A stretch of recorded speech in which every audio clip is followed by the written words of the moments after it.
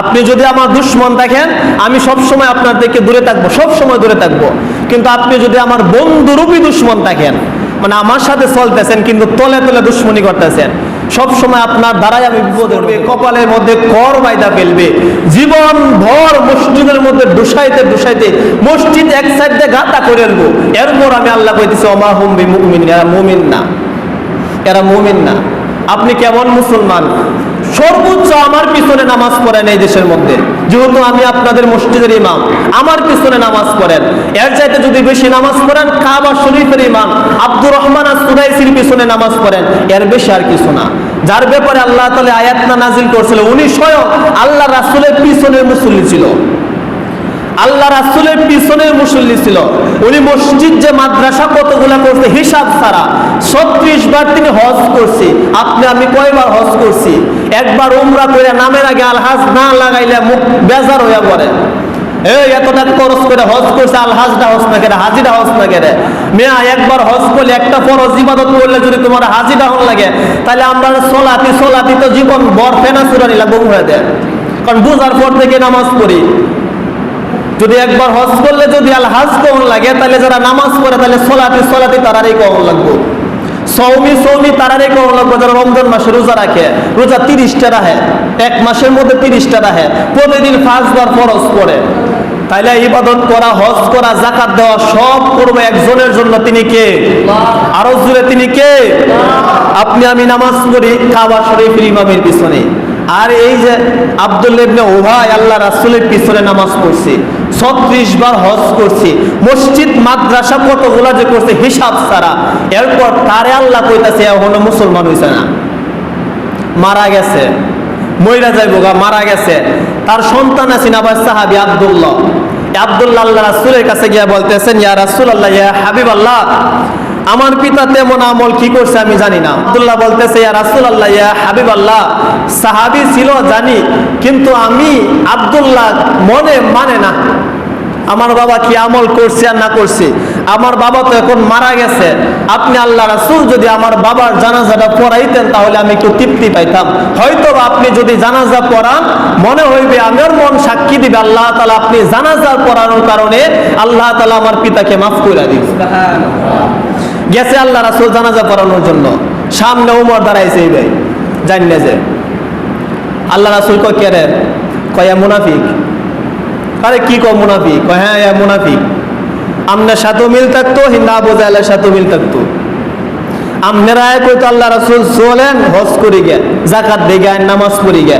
আবু জাহেলে কইতো মুহাম্মদের সাথে আছে খালি কয়েকদিন, পরে তো তোমার দলের আমি। মানে আবু জাহেলের সাথে গিয়ে আপনার যত রকমের কুটনাম আছে সব করতো। ইয়া মুসলমান না, মুসলমান হইছে না, মুনাফিক। রাসূল কইতেছে না এ আমার সাহাবী, কারণ আল্লাহ তো আয়াত নাযিল করছে না। উমর কয় না আল্লাহ রাসূল, সাহাবীও কাজ যাই হোক, আপনি জানাজা পড়াতেন না, সামনে এমনি দাঁড়াইছে, জানাজা পড়ার লাগে আমি দিতাম না। রাসূল সরাইছে, সরো তুমি আমার সামনে, তো জানাজা পড়াই আমি। তার সন্তান আসছে জানাজা পড়ানোর জন্য, আমি জানাজার জন্য রওনা দিলাম। রাসূল উমরে সরাই, উমর আবার যায় সামনে, যাইতেন না, উমর দাঁড়াইছে আর জানাজা পড়তেন না। রাসূল একবার ঠেলাতে সরাইছে, দূরাই যাও, পারলে তুমি হলো আমার সাথে জানাজা পড়ি গে। উমর কয় আমি তো যাইতাম না, আমিও দিতাম না, সারে না, দৌড়ছে সামনে, একবার ধাক্কা দেখে দেয় দিছে। হাদিসে পাওয়া যায় তখন উমর আল্লাহ রাসূলের জুব্বার মধ্যে কাপলা দিছে পিছন দিয়ে, রাসূল তো যাইতেছে কাপলা দিছে। এরপর আল্লাহ রাসূল থামলো না। আমার আল্লাহ তাআলা আয়াত নাযিল করছে না, মুনাফিক যে আব্দুল্লাহ ইবনে উবাই আল্লাহ রাসূল সাল্লাল্লাহু আলাইহি ওয়াসাল্লামের উপর আয়াত নাযিল হইছে না, আমি জানাজা পড়াইয়াম। রাসূল গিয়া জানাজা পড়াইছে। যখন যাইবে জানাজার মধ্যে উমর কইতাছে যায়েন জানাজা পড়াইন গে। লাস্ট মাসে দেখবেন আল্লাহ তাআলা আমার পক্ষে আয়াত নাযিল করছে, সুবহানাল্লাহ। আপনাকে পড়াইন গে জানাজা, লাস্টে দেখবেন আমার পক্ষে আল্লাহ কথা কইতাছে। তখন জানাজা পড়াইছে, সন্তান আবার বাইনা ধরছে, এ রাসূলুল্লাহ, ইয়া হাবিবাল্লাহ, আমার পিতা তো তেমন আমল করে নাই, জানাজা আপনি পড়াইছেন, কাফন দাফনেরও তেমন ব্যবস্থা নাই, আপনার পরনের জুব্বাটা যদি আমার বাবার একটু দিতেন কাফনের হিসাবে। সাদা জুব্বা পড়ছেন তো, যদি কাফন হিসাবে জুব্বাটা একটু দিতেন আমার বাবারে, হয়তো বা এই জুব্বার খাতিরে মুনকার নাকিরা মনে হয় আমার বাবার কাছে তেমন কোনো কিছু করতো না, সোয়াল জবাব একটু সহজ করে নিত, আযাবের ফেরেশতারা আযাব দিত না, আল্লাহ মাফ করে দিত। রাসূলের কাছে যখন বায়না করছে জুব্বা কইলা দিয়ে দিছে, কাফন দাফন করছে। এরপর আবার সন্তান কইতাছে আপনার লালাটা একটু আমার বাবার মুখের মধ্যে লাগাইয়া দেন, কারণ আপনার লালা দেখা হযরতে আলী রাদিয়াল্লাহু তাআলা আনহুর চোখ উঠছিল, আর উনি এই চোখের মধ্যে এত পাওয়া হয়েছেন আপনার লালার কারণে।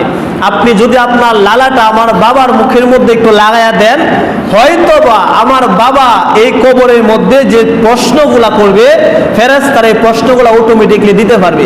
রাসূল লালা লাগাইল। এরপর আবার সন্তান বলতেছে, আপনি একটু কবরে নামেন, একটু আপনার হাত দ্বারা আমার বাবাকে কবরে রাখেন। রাসূল তারে কবরে রাখছে।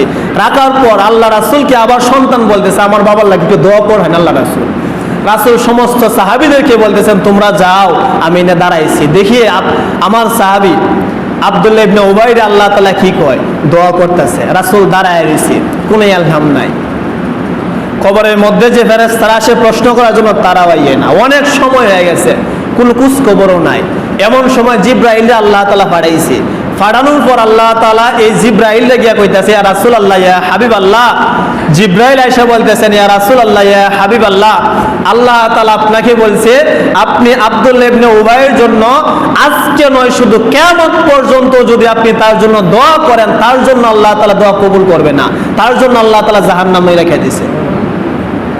কয় কে রে? কয় মুনাফিক আছি।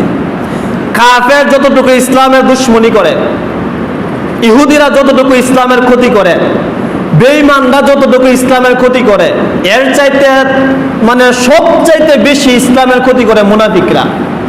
আপনি যদি আমার দুশমন দেখেন, আমি সবসময় আপনার থেকে দূরে থাকবো, সবসময় দূরে থাকবো।